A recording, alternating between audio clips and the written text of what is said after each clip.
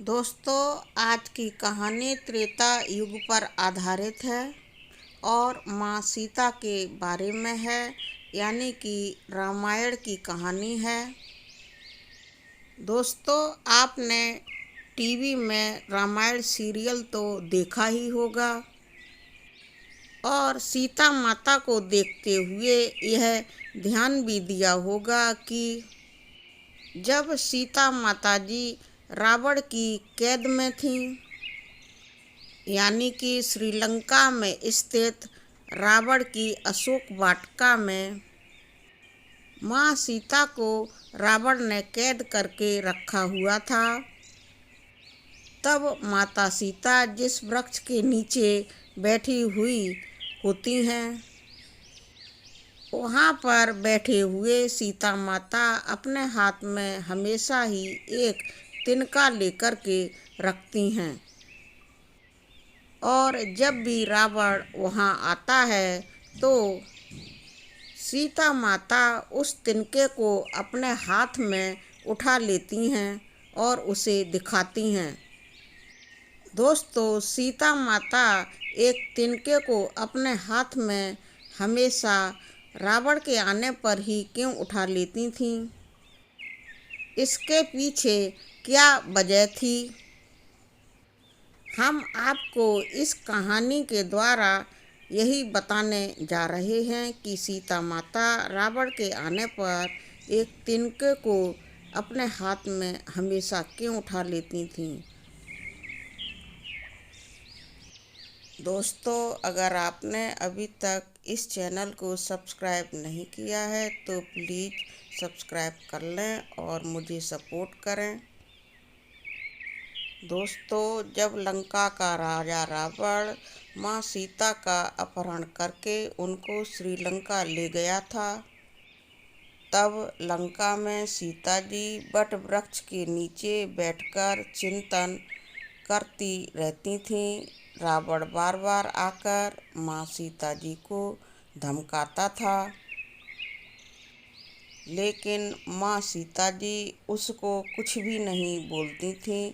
यहाँ तक कि रावण ने श्री राम जी के वेशभूषा में आकर भी माँ सीता जी को भ्रमित करने की भी कोशिश की, लेकिन फिर भी वो किसी भी हाल में सफल नहीं हुआ और रावण जब हर हाल में थक गया और थक हारने के बाद जब मंदोदरी के शयन कक्ष में वह गया तो रावण की पत्नी मंदोदरी ने रावण से पूछा कि आज तो आप राम का वेश धरकर सीता जी के पास गए थे, फिर क्या हुआ? इस बात पर रावण अपनी पत्नी मंदोदरी से बोला कि जब मैं राम का रूप धारण करके सीता के सामने गया तो सीता मुझे बिल्कुल भी नज़र ही नहीं आ रही थी। दोस्तों, रावण सीता माता को पाने के लिए अपनी समस्त ताकत लगा चुका था, लेकिन जिस जगत जननी माँ को आज तक कोई भी नहीं समझ सका, उन्हें रावण भी कैसे समझ पाता। रावण एक बार फिर आया और बोला, मैं तुमसे सीधे सीधे संवाद करता हूँ, लेकिन तुम कैसी नारी हो कि मेरे आते ही घास का तिनका उठाकर उसे ही घूर घूर कर देखने लगती हो। सीता जी से उसने आगे कहा, क्या घास का तिनका तुम्हें राम से भी ज़्यादा प्यारा है? दोस्तों, रावण के इस प्रश्न को सुनकर माँ सीता जी बिल्कुल चुप हो गईं और उनकी आँखों से आंसुओं की धारा बह पड़ी। इसकी सबसे बड़ी वजह थी कि जब श्री राम जी का विवाह माँ सीता जी के साथ हुआ था, तब सीता जी का अयोध्या में श्री राम जी के राज परिवार द्वारा एवं समस्त जनता द्वारा राजसी ठाठ बाट के साथ गृह प्रवेश भी कराया गया था और बहुत बड़ा उत्सव भी अयोध्या में मनाया गया था। उस समय की प्रथा अनुसार जब नई बहू विवाह के पश्चात अपनी ससुराल में आती है तो उसके हाथ से कुछ मीठा पकवान बनवाया जाता था ताकि जीवन भर घर में मिठास ही मिठास बनी रहे। इसीलिए माँ सीता जी ने अयोध्या में उस दिन गृह प्रवेश के बाद अपने हाथों से घर पर खीर बनाई थी और समस्त परिवार राजा दशरथ एवं तीनों रानियों सहित चारों भाइयों और ऋषियों ने भी भोजन पर आमंत्रित होकर भोजन किया था। माँ सीता ने सभी को खीर परोसना शुरू किया था और भोजन शुरू होने ही वाला था कि जोर से एक हवा का झोंका आया। सभी ने अपनी अपनी पलकें संभाली। सीता जी बड़े गौर से सब कुछ देख रही थीं। दोस्तों, ठीक उसी समय पर माँ सीता जो खीर राजा दशरथ को परोसने वाली थीं, उस खीर में एक छोटा सा घास का तिनका गिर गया था, जिसे माँ सीता जी ने देख लिया था। लेकिन अब समस्या ये थी कि वह राजा दशरथ को परोसी जाने वाली खीर में अपना हाथ कैसे डालें। सीता जी के मन में जब ये प्रश्न आया कि वह उस तिनके को कैसे निकालें, तो सीता जी ने उस तिनके को अपनी नज़रों से घूर करके देखा। बस फिर क्या था दोस्तों, खीर में पड़ा हुआ वो तिनका जलकर राख बन गया। इतने में सीता जी के प्रताप से तेज हवा चली और जो तिनका राख में बदल गया था वह उड़ गया।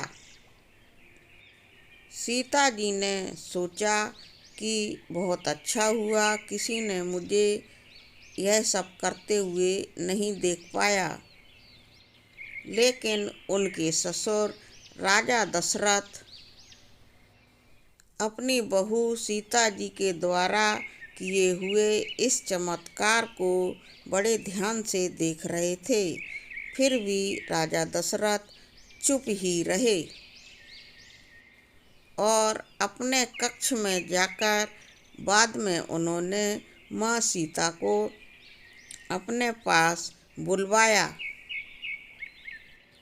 जब सीता जी उनके कक्ष में पहुंची तो उन्होंने सीता जी से कहा कि मैंने आज भोजन के समय आपके किए हुए चमत्कार को देख लिया था।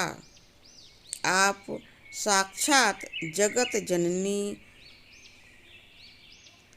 स्वरूपा हैं,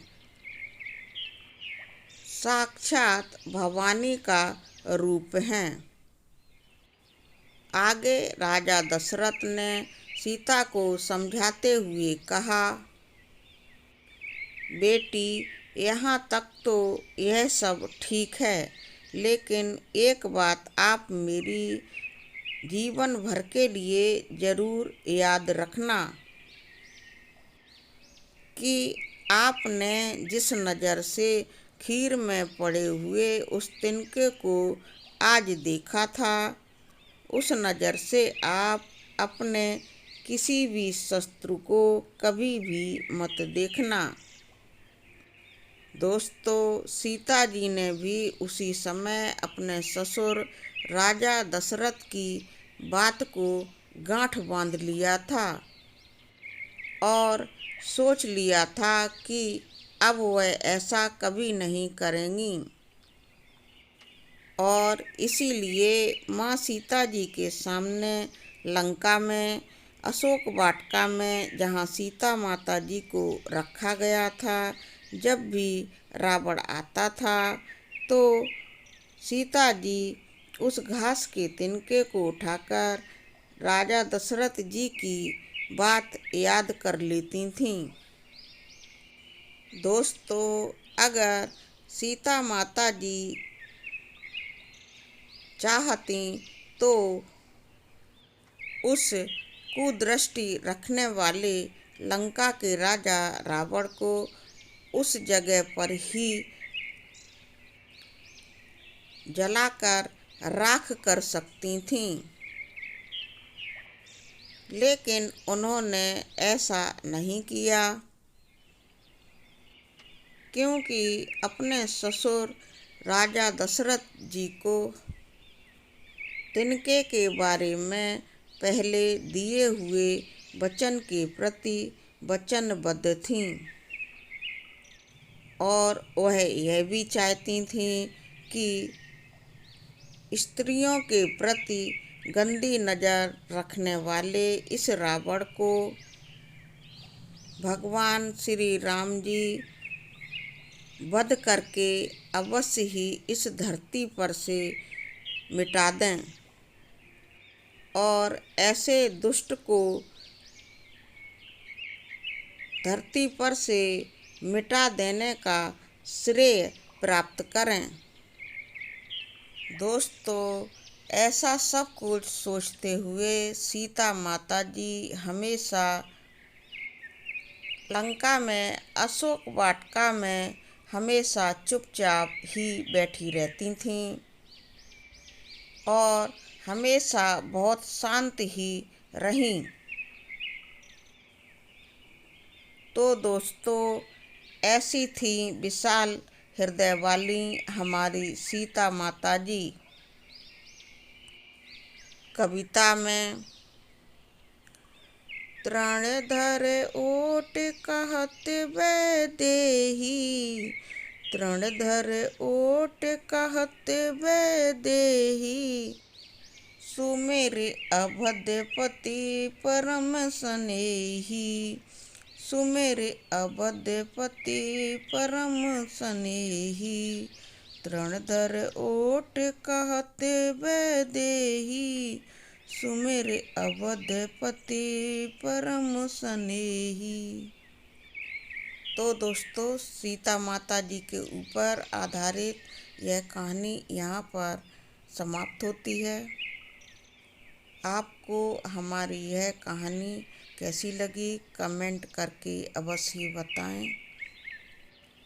वीडियो को लाइक करें और शेयर भी करें। इस चैनल को सब्सक्राइब करें और मुझे सपोर्ट करें। पूरा वीडियो देखने के लिए आपको बहुत बहुत धन्यवाद।